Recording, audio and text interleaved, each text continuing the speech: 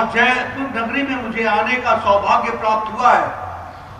सबसे पहले तो मैं भगवान गोविंद देव को नतमस्तक होकर के नमन करता हुआ उनका आशीर्वाद लेकर के अपनी बात को प्रारंभ करता हूं।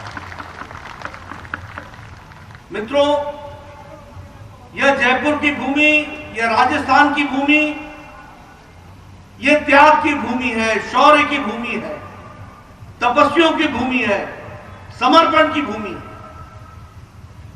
यह भूमि अपने कर्तव्य के लिए जानने वाली पवित्र भूमि है और ये स्वाधीनता के लिए अपना सर्वस्व लुटाने वाली ऐसी हमारी वीरों की भूमि है।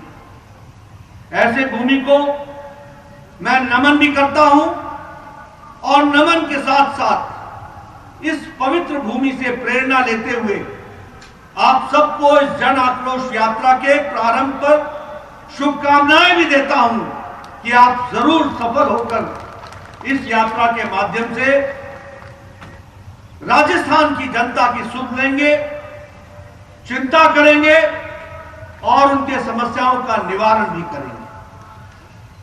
मित्रों, ये जन आक्रोश यात्रा मुझे बताया गया है कि लगभग आप 200 रथों के माध्यम से 200 विधानसभा के क्षेत्र में, जिसमें से आज 51 रथ का श्री गणेश करने का सौभाग्य मुझे मिला है।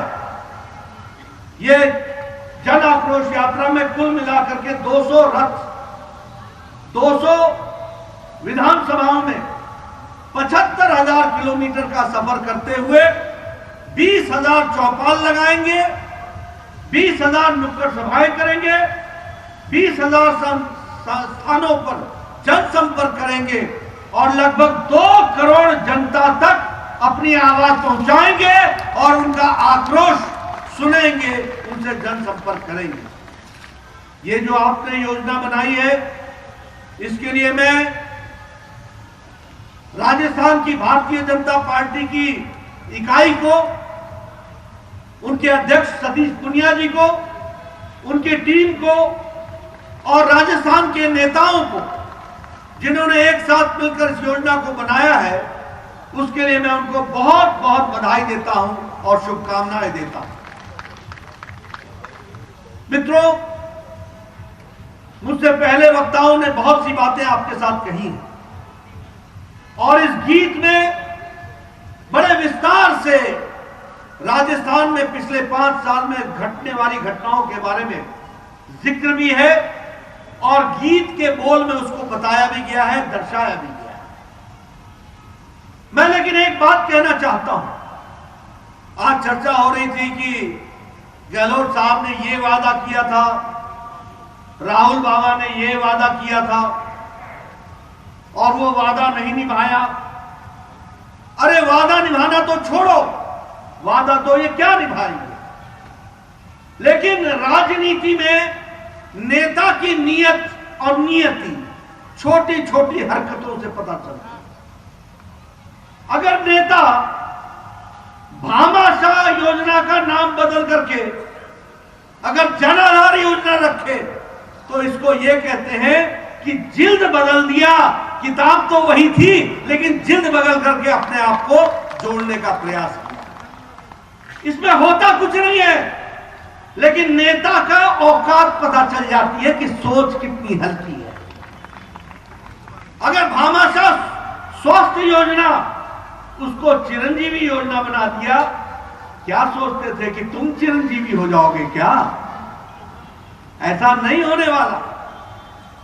अगर केंद्र सरकार भामाशाह के लिए मोदी जी आयुष्मान भारत के तहत आपको आर्थिक मदद देते हैं तो आप में भी इतनी हिम्मत होनी चाहिए कि आप भी मन से बोल सको कि मोदी जी आपका धन्यवाद, आपने राजस्थान की जनता की चिंता की। लेकिन ये कहने की आप में ताकत नहीं है, आप नाम बदलते हो।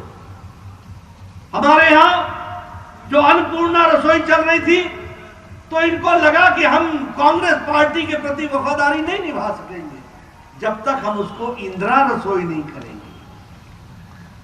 ये जनता की सेवा नहीं करते हैं, ये भारत की संस्कृति से निकला हुआ अन्नपूर्णा नाम इनको पसंद नहीं है, लेकिन एक परिवार से जुड़ा हुआ नाम यही लेकर के ये गीत गाते हैं। इस तरीके की इनकी स्थिति रहती है। मैं यहां एक बात और कहना चाहता हूं, मैं बार बार बोलता हूं कि आपको डबल इंजन की चिंता करनी चाहिए। और आपने महसूस किया होगा कि जब से आपका दिल्ली का इंजन हटा है तो राजस्थान का विकास घटा है। इस बात को भी समझ लेना चाहिए। और हमने नहीं घटाया, घटाने वाले गहलोत साहब ही हैं, जिन्होंने विकास को, जिन्होंने राजस्थान की चिंता कम की है और अपनी पार्टी और अपने नेता और आकाओं की चिंता की है। इस बात को भी समझना चाहिए। क्या यह सच्चाई नहीं है कि ग्रामीण गौरव पथ की योजना, जो गांव के लोगों को कंक्रीट सड़क मिलती थी, वो योजना बंद कर दी गई कि नहीं कर दी गई? कर दी गई कि नहीं कर दी गई? अब राजस्थान के गांव में कौन रहता है? किसको मिलता वो कंक्रीट की सड़क? किसका होता फायदा? लेकिन इनको इसकी चिंता नहीं है। क्या यह सच्चाई नहीं है कि भैरव सिंह शेखावत अंत्योदय स्वरोजगार योजना, जिसमें युवाओं के लिए 50,000 रुपए बिना किसी कोलैटरल के, बिना किसी, जिसे हम कहते हैं कि कोई संपत्ति जमा कराए बगैर या वह बैंक में सुपुर्द किए बगैर आपको लोन मिल रहा था कि नहीं मिल रहा था? युवाओं को मिल रहा था कि नहीं मिल रहा था? रोक दिया गया कि नहीं रोक दिया गया? आज युवा इससे वंचित है कि नहीं है? मैं जानना चाहता हूं, आज युवा वंचित है कि नहीं है? वंचित है कि नहीं है? ये इनके कारनामे हैं। मुख्यमंत्री स्वावलंबन अभियान, जिसमें हर गांव में कुआं बनना था, हर गांव में पोखर बनना था। आज प्रधानमंत्री मोदी जी सरोवर हर जगह पर, हर गांव में सरोवर बने, इसकी योजना बना रहे हैं। वहां आपके यहां मुख्यमंत्री जल स्वावलंबन अभियान, इसको भी बंद कर दिया गया है ताकि हमारे पानी का कंजर्वेशन न हो। यह भी हमको ध्यान में रखना। गजेंद्र जी जल शक्ति के मंत्री हैं, यहां बैठे हैं, राजस्थान से हैं। आज तो चाहिए था कि राजस्थान दोनों हाथों से जल शक्ति मंत्री का उपयोग करते और राजस्थान को पानी हर जगह पानी पहुंचा देते, हर घर नल होता, इस तरीके की व्यवस्था होती। लेकिन दुख के साथ मुझे कहना पड़ता है कि जल जीवन मिशन को भी इंप्लीमेंट करने में गहलोत साहब रोड़े अटका रहे हैं, रोड़े अटका रहे हैं। मैं पूरी जिम्मेवारी के साथ बोल रहा हूं।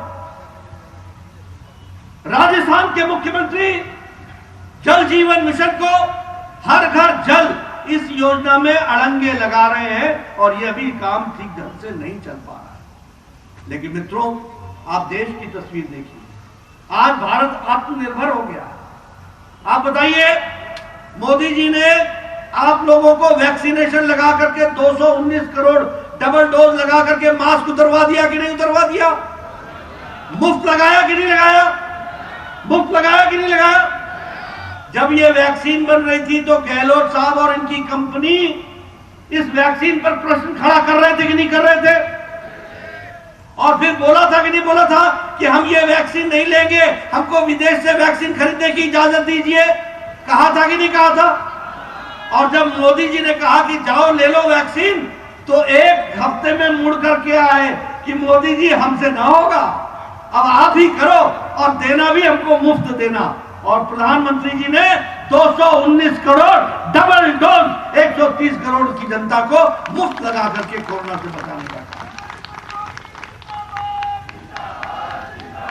और मजे की बात देखो, और मजे की बात देखो, एक भी कांग्रेसी नेता ने वैक्सीन लगाने के बाद ट्वीट नहीं किया।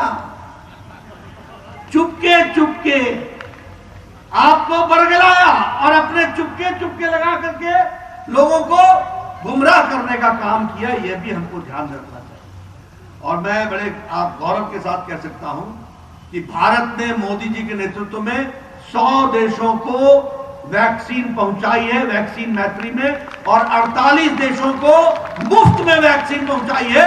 2.5 करोड़ वैक्सीन मुफ्त पहुंचाई गई।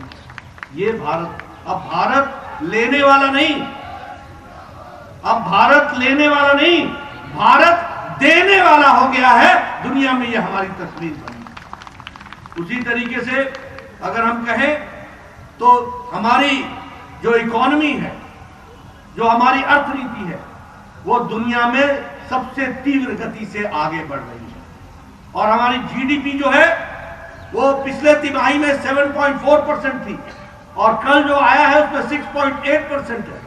और उसी तरीके से अप्रैल महीने में हमारी जो आर्थिक है, अर्थ है, वो 20.1% के हिसाब से आगे बढ़ी है। ये भारत की तस्वीर है।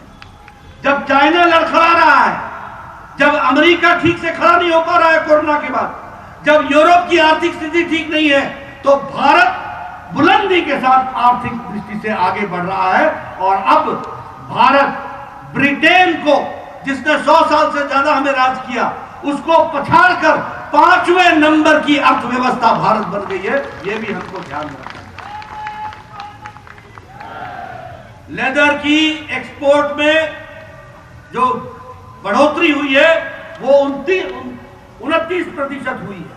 कॉफी एक्सपोर्ट में हम आगे बढ़ गए हैं, इलेक्ट्रॉनिक के एक्सपोर्ट में हम आगे बढ़ गए हैं, केमिकल एक्सपोर्ट में हम 15% से भी आगे हमारी ग्रोथ हो गई है। यह भी हमको समझना चाहिए। मित्रों, एग्रीकल्चर में हम लोगों ने 6 गुना बजट बढ़ाया, स्वास्थ्य में हम लोगों ने लगभग 8 गुना बजट बढ़ाया और उसी तरीके से हमारे एक्सपोर्ट भी 17% से ज्यादा बढ़ करके आए। मैं ये सारी बातें आपके सामने क्यों कह रहा हूं? अच्छा इलाज देना हो तो आयुष्मान भारत केंद्र सरकार दे, अगर प्रधानमंत्री आवास योजना देना हो तो केंद्र सरकार दे, अगर उज्ज्वला योजना देना हो और गृहिणियों को ताकत देनी हो तो केंद्र सरकार देती है, अगर स्वच्छता अभियान के तहत 11 करोड़ से ज्यादा इज्जत घर बनते हैं तो भारत की माताओं को, 11 करोड़ माताओं को इज्जत से जीने का अधिकार देते हैं तो नरेंद्र मोदी देते हैं। ये हमको ध्यान रखना चाहिए। इसलिए मित्रों, हर दृष्टि से विकास के नए आयाम लिखने का काम भारत की सरकार ने किया है और उसको आगे बढ़ाने का काम किया है। लेकिन यहां मैं एक बात और भी कहना चाहूंगा कि राजस्थान का जहां तक सवाल है तो 9 नेशनल हाईवे आपको समर्पित किए गए हैं। 243 किलोमीटर की सड़क बन रही है और 1357 करोड़ रुपए खर्च हो रहे हैं। ये भी आपको ध्यान रखना चाहिए। सेतु बंधन में योजना के तहत 700 करोड़ रुपए खर्च हो रहे हैं। उसी तरीके से 25 न्यू बाईपासेस बनने के लिए 50,000 करोड़ रुपए खर्च हो रहा है। इस तरीके से काम चल रहा है। दिल्ली मुंबई एक्सप्रेस हाईवे जो बन रहा है उसमें अलवर, भरतपुर, दौसा, सवाई माधोपुर, टोंक, बूंदी, कोटा डिस्ट्रिक्ट, ये सबको लाभ मिलने वाला है और अब दिल्ली की यात्रा 2 घंटे के अंदर हो जाएगी। इस तरीके का एक्सप्रेस हाईवे बन रहा है। आप बताइए, क्या भारत विकास की नई छलांग नहीं लगा रहा है? लेकिन उसके साथ साथ मैं ये भी कहना चाहूंगा, अभी अभी 5 मेडिकल कॉलेज आपको दिए गए। सिरोही में दिया गया, बांसवाड़ा में दिया गया, हनुमानगढ़ में दिया गया, दौसा में दिया गया। और जब मैं स्वास्थ्य मंत्री था, यहाँ राठौर साहब बैठे हैं, ये स्वास्थ्य मंत्री होते थे, हमारे कालीचरण सर्राफ साहब बैठे हैं, ये स्वास्थ्य मंत्री होते थे। उन दिनों में चूरू में, पाली में, बाड़मेर में, भरतपुर में, डूंगरपुर में, भीलवाड़ा में, सब में मेडिकल कॉलेज देने का काम आदरणीय प्रधानमंत्री जी ने किया था। इसलिए राजस्थान के विकास में केंद्र सरकार ने कोई कसर नहीं छोड़ी है और प्रदेश की सरकार ने गहलोत के समय में कोई कसर नहीं छोड़ी कि विकास को रोका जाए, ब्रेक लगाया जाए। इसमें कोई कसर नहीं छोड़ी। मित्रों, मैं यहां पर आपके सामने ये सारी बातें इसलिए कह रहा हूं क्योंकि जो देखने का नजरिया है वो भी हम सबके सामने आना चाहिए और वो लोगों को पता चलना चाहिए। हम यहां आपके सामने यह भी कहना चाहूंगा कि जहां तक कर्ज माफी का सवाल है, अभी हमारे बहुत से लोगों ने इसकी चर्चा की। 1.20 यानी 1,20,000 लाख करोड़ रुपए हमारे फार्मर्स का, किसान का कर्जा चुकाना था। और क्या कहा था राहुल ने? 1, 2, 3, 4, 5, 6, 7, 8, 9, 10 और इतना गिनूंगा और कर्जा माफ हो जाए। अभी वो यात्रा पर हैं, जरा उनसे पूछना ये 1 2 3 4 की गिनती भूल गए हो कि याद है, और लोगों को बताना कि आक्रोशित हम इसीलिए नहीं है, हम आक्रोशित इसलिए हैं कि कांग्रेस पार्टी आंखों में धूल झोंकती है और हमारे हितों के नुकसान पहुंचाती है। इस बात को आपको कहने की आवश्यकता है। आज लगभग 9000 किसान वो मजबूर हो गए हैं अपनी जमीनों को बेचने के लिए। बाजरा पर जो एमएसपी मिलना था वो भी एमएसपी मिलने से इनकार हो गया है। हर दृष्टि से देखा जाए तो आज जिस तरीके से सरकार चल रही है उसमें आपको ध्यान में आया होगा कि किस तरीके से चीज़ों के बारे में चर्चा करते हुए हमारे यहाँ की सरकार किस तरीके का काम कर रही है। मैं यहाँ आपके सामने एक बात जरूर बताना चाहता हूँ कि गुजरात ने बहुत रिकॉर्ड भी बनाए हैं गहलोत साहब के नेतृत्व में, और वो रिकॉर्ड भी हमको समझ लेना चाहिए। भ्रष्टाचार में राजस्थान नंबर 1 पर रिकॉर्ड बनाया। पेट्रोल डीजल के रेट में राजस्थान नंबर 1 पर, अनएम्प्लॉयमेंट में राजस्थान नंबर 1 पर, महिलाओं के साथ अत्याचार में राजस्थान नंबर 1 पर, दलित के ऊपर होने वाले क्राइम में राजस्थान नंबर 1 पर, साइबर क्राइम में राजस्थान नंबर 1 पर, और बिजली के दामों में सबसे ज्यादा महंगी बिजली राजस्थान नंबर 1 पर। यह है राजस्थान का रिकॉर्ड। क्या ऐसा रिकॉर्ड आप चाहते हो? क्या आप चाहते हो ऐसा रिकॉर्ड? आप चाहते हो ऐसा रिकॉर्ड?